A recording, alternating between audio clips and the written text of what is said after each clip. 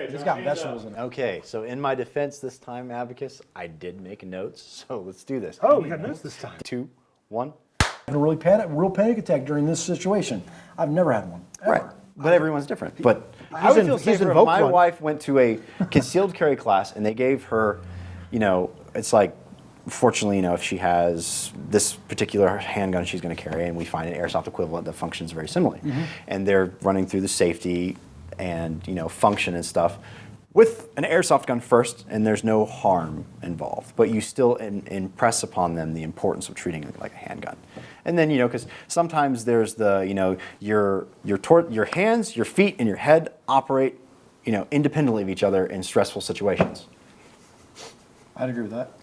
You have to tell them to stop, and you're moving towards them or moving away, and then you're firing. And if you fire all three of those at the same time, that's not a really good self-defense situation. And you need to be able to get that coordination into a reasonable response for that potential scenario before you're handling a loaded gun. Ideally, yes. Yeah, but if someone's gonna flip out and be panic attack and go crazy because of an airsoft gun scenario, well then it makes me think, what's going to happen if it's a real scenario? Are they going to be even worse, 10 times, 20 times? But without the cycle time, you can't get over it. Breeds contempt. No, I understand that. But the problem is a lot of people aren't going to be from the beginning. Okay, we're talking about women as a sect, which may or may doesn't apply to just women, or maybe men too. But predominantly, a lot of the guys that I know that play airsoft, that if they know it's an airsoft gun, you're going to shoot them and pull out this crazy scenario.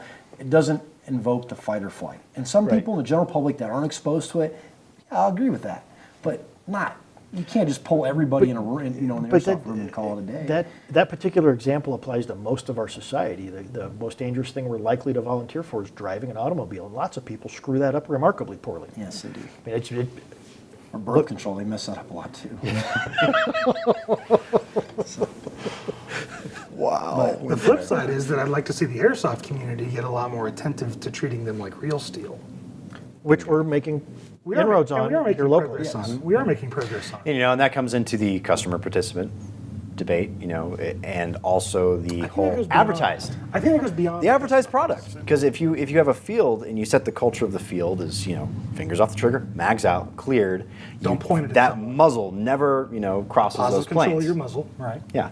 Don't be doing this. We'd be so much better off with the culture of fields and games and stuff Well, like that that. would also improves the perception of airsoft to the real steel shooters. Right. When a real Or the steel community in general. Or the community in general, right. So the real steel shooter goes, you know what? I mean, this friend of mine's been telling me about airsoft. I'll go take a look at it. And they go to their local airsoft field, and they see guys walking around with mags in, fingers on the trigger, waving them around at head level and stuff. And they go, no, we're done. Yeah, no. Yeah, even I have to admit, I came from a shooting background before airsoft. I hated airsoft. I played paintball, and I was a very, very, very strict safety shooter. Very strict. We're talking strict as you can come. You come to, I'll show you a picture on my computer of my guns in a range, safety all the way. Then I get in airsoft, and it is slowly, other people's bad habits have crept into me, and I catch myself doing it. And it's horrible. And Abacus actually brought it to my attention. Actually, other people had before him, and it's absolutely a horrible behavior. And I think that a lot of the standard airsoft community breeds that into people. It does. Bad safety habits. It does. And we're talking even at huge events. Well, because it's not the event's job to instill proper gun handling culture in those players. It's an individual player performance issue. Is the individual a responsible Is the person? individual responsible person? I thought it was even that it's from team breeding, because there's a team here in Colorado that I think is absolutely horrible players, absolutely horrible people, and they have the best safety etiquette I've ever seen. Then I've seen another team that I think is no, it's not. Then I've seen other teams that are absolutely great. I like them and I like the way they play, and they don't have that good safety etiquette. So I think it's.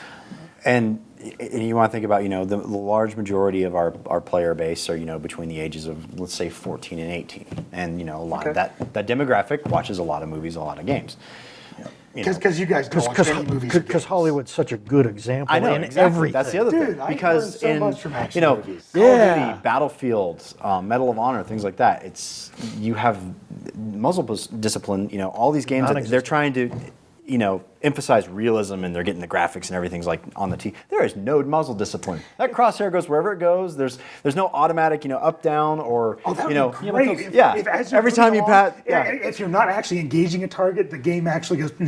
Yeah, and it's like this annoying thing. Your gun comes up and comes down. Problem is, Also, those games only point is to shoot Zero stuff. Dark 30. Okay, there is no debate. They have IR lasers, green lasers, whatever.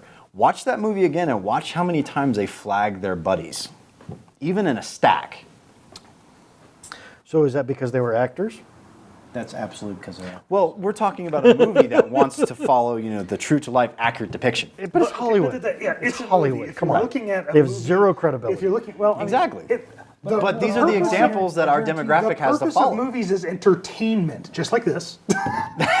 Right. Yeah. Exactly. Yeah. Okay, if you're watching the movie and you're getting all bent out of shape because it's not historically accurate or it's not firearms technical accurate or whatever, stop watching it because you're not going to be I happy. guarantee about the director of that movie got 5,000 assholes texting him, this is not right. Every single thing that's wrong, Yeah. they do it. I mean, I won't say where, but I've seen it happen to someone else making a small film. But when we're talking about the Yeah. real steel to airsoft and that personal responsibility of the individual player, and this is why I'm trying to make some bridges between the real steel and the airsoft communities. Is those dozens and dozens of 14 to 18-year-old airsoft players are out there. And milsimers. And I've seen some- yeah. I'm just using airsoft as a generic term at this point. Anybody that uses an airsoft weapon. Right. Okay. The platform, not the game. platform, not the game. Guys, real steel dudes. That's your next generation of shooters. Okay. So. Absolutely. Wow, that's really frightening. So real steel shooters, That's really here's your frightening. chance. Go out to play airsoft and start instilling actual firearm safety in those kids, so you get a good generation of shooters. Okay. Yeah. Airsoft shooters start engendering that level of safety and training, firearms training in yourself, so that when you do get to the point that you want to start doing the real steel stuff, you're not walking around flagging people with your muzzle like a total asshat. Right. And the only reason I bring up, movies and games for the examples is because you have these guys who want to emulate loadouts. So when they're like, I'm a Navy SEAL loadout, it's like, where's your muzzle discipline? It's like, this is my safety. This is my safety. That type of thing. It doesn't matter where my muzzle goes, this is my safety. Even beyond that, the guys that have those loadouts think that if they have these badass guns and these badass loadouts, that they're automatically badass. Yeah, They think it. They believe it. actually- They feel it. Oh, Doesn't that- you just opened the door wide open to the next topic. Good transition, by the way. Yeah, great transition. I have a plate carrier, I have a battle belt, I have a helmet, I have taco pouches. Nobody should be able to kill me.